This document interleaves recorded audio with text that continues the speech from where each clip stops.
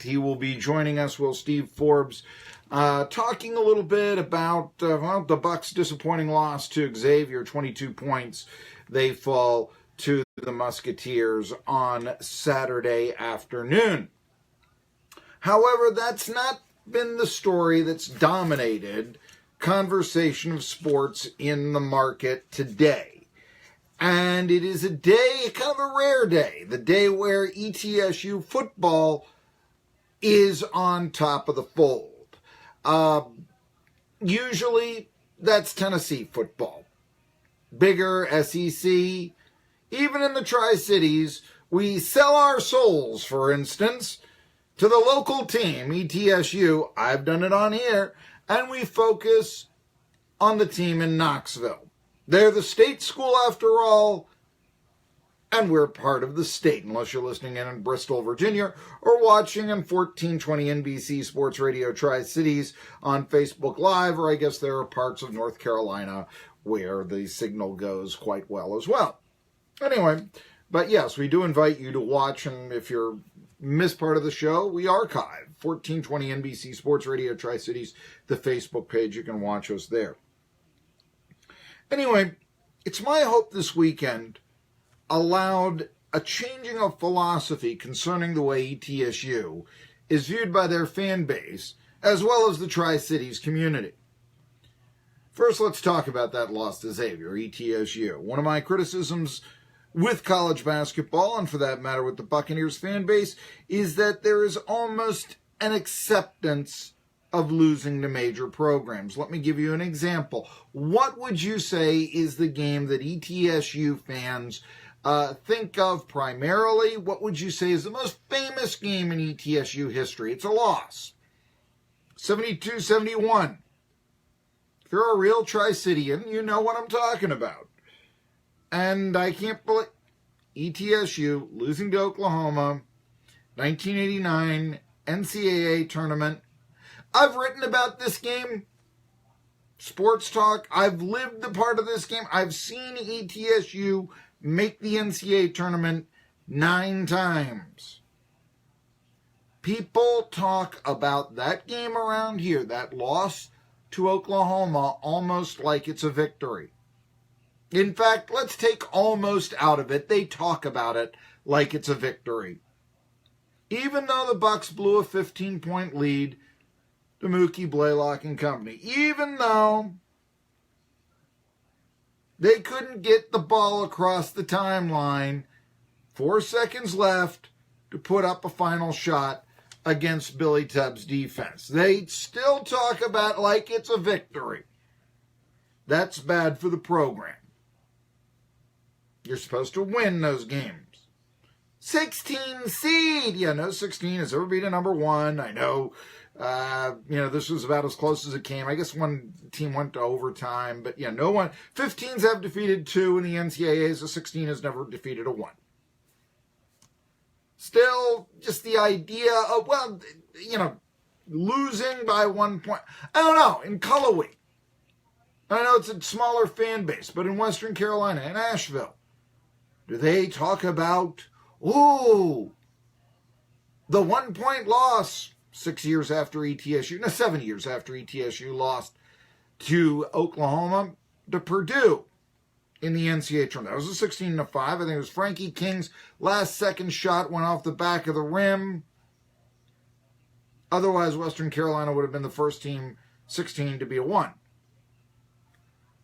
I mean, is there this romanticism of that game in Cullowhee? I don't know.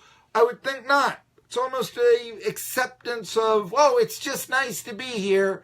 And you know what? Maybe, just maybe, although it could be a stand to reason, ETSU's improved from their 18-point loss to Northern Kentucky, start of the year. Maybe it is the time now where, I don't know if that many ETSU fans are really saying, isn't it great ETSU only lost by a bucket to the number 10 team in the country? Because you know what? I remember when ETSU was the number 10 team in the country.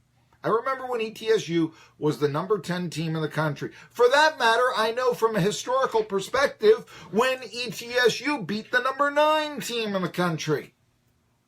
History lesson, Marky knows it. Here we go. February 11th, 1991, ETSU is ranked 10th in the country. December 14th, 1968, we just went through the 49th anniversary of this game.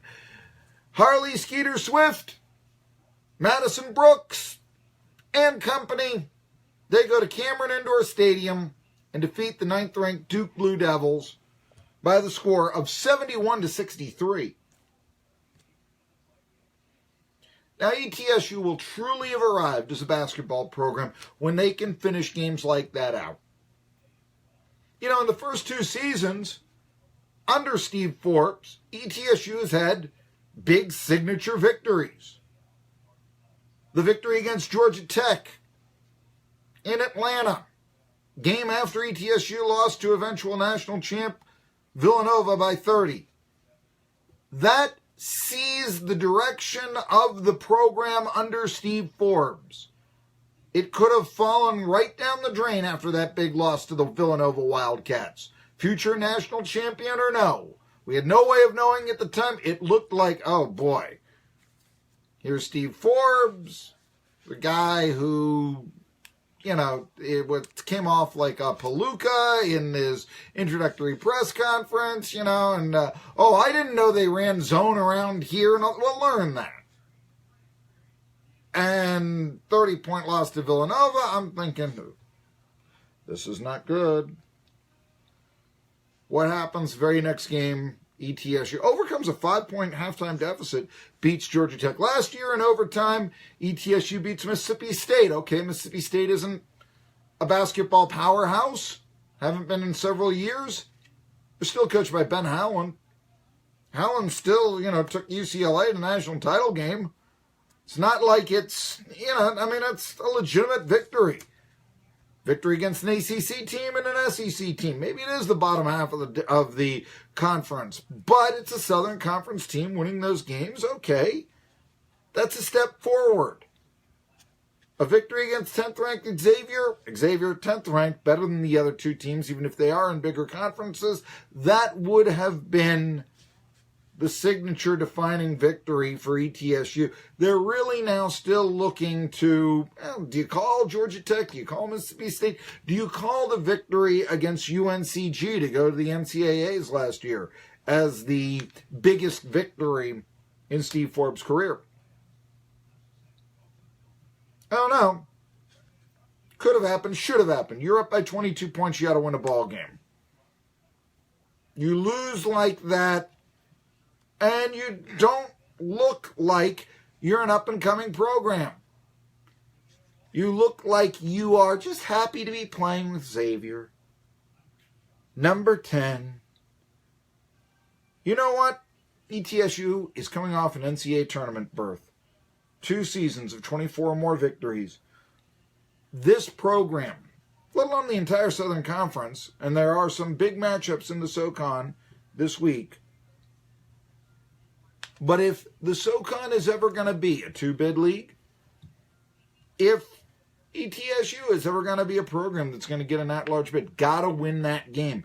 Got to close it out. And you know what? I think that there has been a refreshing amount of criticism and not like the feel of that game so many years ago in 1989, the 1-point loss to Oklahoma, where he said, oh, wasn't it great? They came so close. Everybody's going to talk about this. It's going to put ETSU on the map.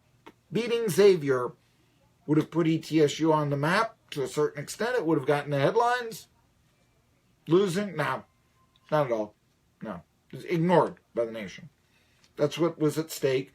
And there's a sense of disappointment, not moral victory. And I think that does show that ETSU has come a long way. I'll give you another idea where ETSU came from. We'll be talking about here. ETSU is coming off an NCAA tournament berth. I mentioned that. They also just hired Randy Sanders as their head football coach. That's a big hire. That's a very big hire. It allowed ETSU to reject the local fan base who historically have said, you know what? You know who'd be a good coach for ETSU? The local high school coach. Graham Clark would be a good coach for ETSU. I've heard rival sports talk show hosts in this market say that. You know who would be a good coach? George Pitts would be a good coach for ETSU. Let alone, we spent last week, high school coaches that are promoted directly to the college ranks are not successful. Look at the history. Jerry Faust, Bob Wade. I mean, it's just not there.